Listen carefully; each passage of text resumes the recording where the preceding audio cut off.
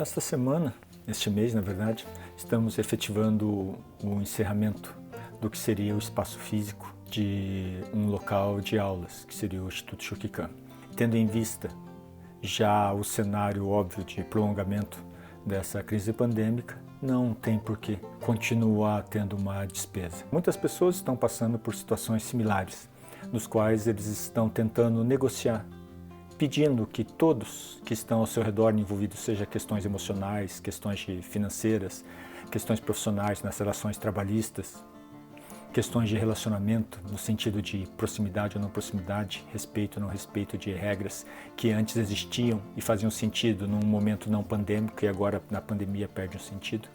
Todos estamos tentando negociar, mas está difícil para todos definir qual é a responsabilidade de cada um, onde cada um tem que ceder, onde cada um pode avançar. Nesse tipo de processo, o único meio que nós temos é o diálogo. O único meio que nós temos é que cada um de nós possa expressar ao outro a sua dificuldade, a sua dor, as suas dúvidas e tentar encontrar uma solução em conjunto, já que o problema não é individual, é coletivo. É no coletivo que vamos encontrar essa resposta. Só que, a partir dessa conclusão, fica-se a pergunta: como que se negocia com o coletivo? Como que se negocia sem saber da dor do outro exatamente? O único modo é empatia.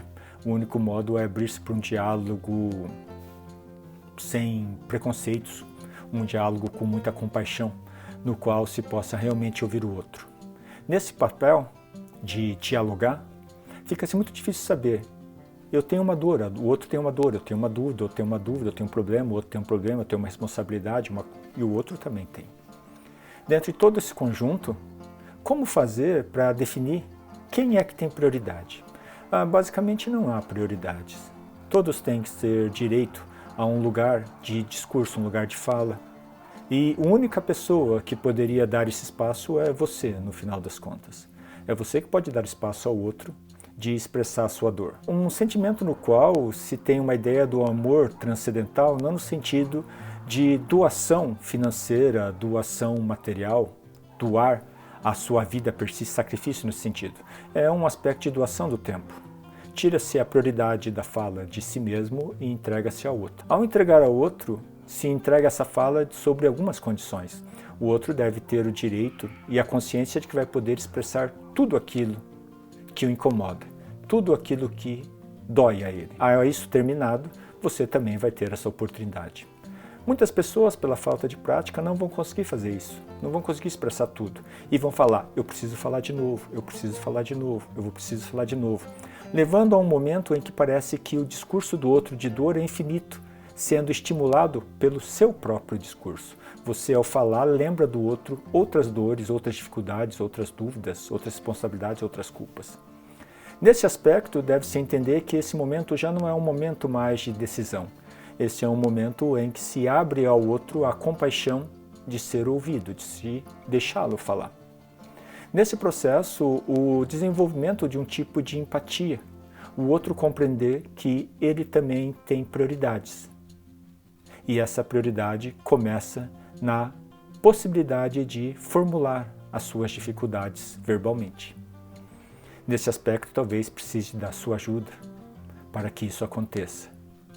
Não é uma situação fácil, não é uma situação fácil de negociar consigo mesmo nem com o outro, mas é algo que deve ser aberto, porque se não for feito, se não der a oportunidade do outro verbalizar as suas dificuldades, todas as negociações vão ser negociações parciais, no qual eventualmente você tem consciência de todas as suas necessidades e talvez por você ter maior consciência das dificuldades, conseguido organizar num planejamento, numa estratégia mais coerente, mais eficiente, tudo o que acontece é não dar espaço ao outro falar, ao não dar espaço para ele, você acaba impondo a sua organização. Porque no momento de caos, pessoas que têm uma mente mais estruturada conseguem impor-se aos outros que estão mergulhados no caos. É por isso que este é um momento em que sectarismos se instalam. Pessoas utilizam um momento para se aproveitar dele e mostrar aos outros, falar aos outros: eu sei um caminho, eu sei uma estratégia, isso vai ser funcional. E afirma com muita certeza. Ao fazer essa afirmação, só não é explicado que é melhor e é funcional para ele, aquele líder que se apresenta, e não para todo o coletivo. Essa é uma situação que deve ser pensada e tratada com muito cuidado. Mais uma vez, do que estamos falando é um momento no qual vão ter de, não apenas eu, não apenas você, mas todos nós, vamos ter de abrir espaço nas nossas questões para dar espaço para a questão do outro. Porque todo mundo, literalmente, deveria ceder algo. Muito mais do que lucrar com algo, deveria entender que vai ser necessário ceder algo. Ao ceder algo, não vão haver rompimentos, quebras. O que vai haver é a consolidação de uma ideia de, como eu disse, do amor transcendental, da compassividade, da compaixão, da empatia.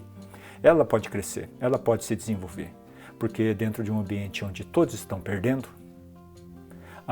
existe também uma ideia de que algo pode ser ganho. E algo pode ser ganho é compreender que sozinho se perde sozinho. Juntos se estrutura uma unidade para que no momento em que as condições, nesse caso pandêmicas, melhorarem, possamos nos erguer juntos, saindo de um modelo de competitividade e de ganho, onde apenas um ganha e vários perdem. Nós não devemos viver pelo sonho do ganho individual. Esse é um momento em que pode ser alimentado a certeza de um ganho coletivo, no sentido de que todos nós podemos sair mais confiantes uns nos outros, de que seremos melhores, numa maneira colaborativa, de um modo em que, ao invés de sofrer sozinhos, possamos não necessariamente dividir o sofrimento, mas podemos ter a compreensão do outro, ou você compreender o outro, do sofrimento daquele, a profundidade daquela dor. Nesse momento, ao ter esse espaço em que o outro pode falar, apresentar os contornos, as dificuldades da vida, as dúvidas, os erros, as falhas, os déficits. Nesse momento, esse outro ele pode compreender que não está isolado na realidade. Ele não tem que enfrentar uma pandemia mundial sozinho, assim como você também não precisa.